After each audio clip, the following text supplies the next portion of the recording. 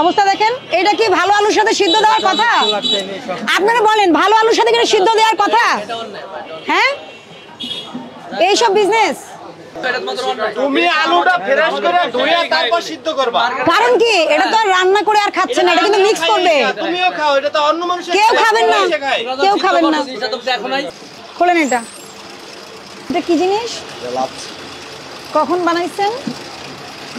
কালকে রাত্রে বানানো। কালকে রাত্রে? কি কি আছে এটার মধ্যে? দই, দুধ, চিনি। কেন আপনারা ইনস্ট্যান্ট বানিয়ে দেন না ব্লেন্ডারে? এটা কি আপা যেই আসুক, লাচ্ছির দোকানে কি করে, সবাই তো ইনস্ট্যান্ট লাচ্ছি বানিয়ে দেয়, দইটা মিলিয়ে পানিটা বরফ দিয়ে। এই দই কি আপনারা বানান? কারখানা?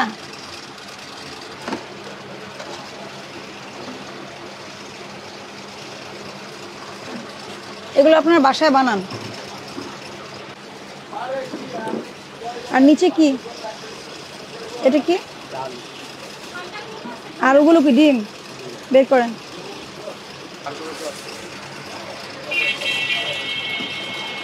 এটা কি কোনো হাইজেনিক ওয়ে হলো? আপনি কি এই পলিথিন নিয়ে ডিমটা রাখতে পারেন কিনা একটা কথা বুঝেন। এই ডিমটা সিদ্ধ করে ফেলছেন, তাই না? এটা কিসে দিবেন আপনি? চটপটিতে। এটা তো আর রান্না করা হবে না, আপনি মিলিয়ে দিবেন। আপনি এইভাবে কখনোই রাখতে পারবেন না, এখানে ব্যাকটেরিয়া গ্রো করবে, পলিথিন ইউজ করতে পারবেন না। আপনি বক্সে রাখেন, যে প্লাস্টিকের যে ঢাকনাওয়ালা বক্স আছে ওগুলোতে রাখেন। এটা কি কোনোভাবে পরিষ্কার? এটা কোনো খাবার রাখার ওয়ে না, আপনি এভাবে রাখতে পারবেন না। নিরাপদ খাদ্য আইনে স্পষ্ট করে বলা আছে আপনি কিভাবে খাবার রাখতে পারবেন না পারবেন না। এটা সরান, উঠান। ময়লার বালতি ঢেকে রাখবেন, ডাস্টবিন ঢেকে রাখবেন। এটা কখন বানাইছেন? কালকে রাতে বানাইছেন। উনি বলছে কালকে রাতে, আপনি বলছেন সকালে। গ্যাস সিলিন্ডারটাও এখানে। এগুলো কি? এগুলো যে আপনার এমনি তো ড্যামেজ মাল। ড্যামেজ মাল তাহলে ফেলে দিতে হবে না? না, ড্যামেজ কোম্পানি চেঞ্জ করে। আপনার তো এখানে কোনো জায়গাই নাই, একটা মানুষ দাঁড়ানোর জায়গা নাই, এমন স্পেস দিয়ে এখানে সিলিন্ডারটা রাখছেন আপনি, যে কোনো সময় এটা বার্স্ট হবে। এটা উঠান। বরফে আটকে গেছে। এটা কি খাবারে ব্যবহার করার জন্য প্লাস্টিক? এটা কিসের ড্রাম বলেন? আপনি বলেন কিসের ড্রাম, কোত্থেকে আনছেন? নিরাপদ খাদ্য আইনে স্পষ্ট বলা আছে আপনি খাবার কিসের সাথে রাখবেন, কিসের সাথে রাখবেন না, একদম স্পষ্ট নির্দেশনা আছে। কেমিক্যাল সেটা জানে, বলে যে কেমিক্যাল না। কেমিক্যালের ড্রামে কি সে লাচ্ছি ফালুদাগুলো রাখতে পারে কিনা? হ্যাঁ, এটা বরফ গলবে, এগুলো বের করবেন। দেখি, ধরেন। আলু কোথায় রাখছেন? গ্যাস সিলিন্ডারের ভিতরে।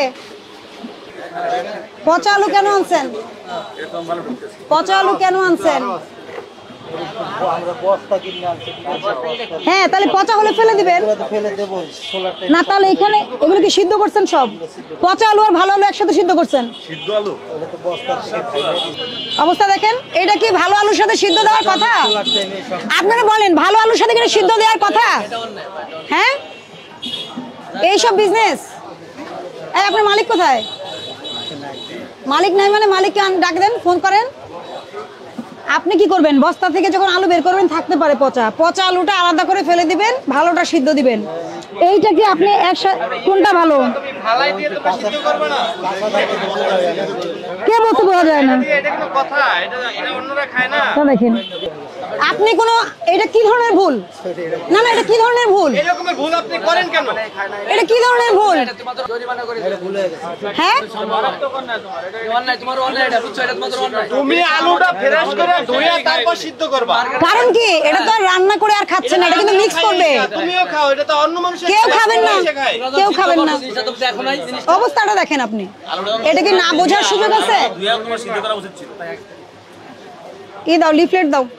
আপনি কে কমিটিকে কথা দিচ্ছেন? হ্যাঁ, কথা দিচ্ছেন যে এটা শুধরাবে।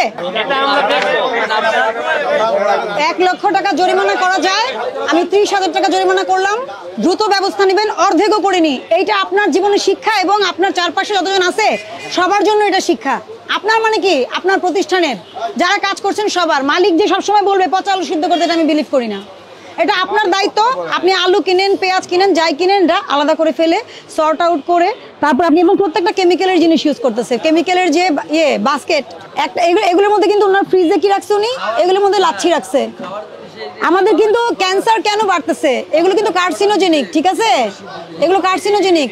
কারণ তো আপনার লাচ্ছিটা তো সরাসরি খাচ্ছেন না আপনি, এই যে কেমিক্যালের যে আছে গ্যালন এগুলোর মধ্যে রাখা, এগুলো করে কিন্তু কেউ বিজনেস করতে পারবে না। আপনি একটা টিম করেন, টিম করে দরকার হলে আমাদের সহযোগিতা নেন, নিরাপদ খাদ্য কর্তৃপক্ষের সহযোগিতা নেন।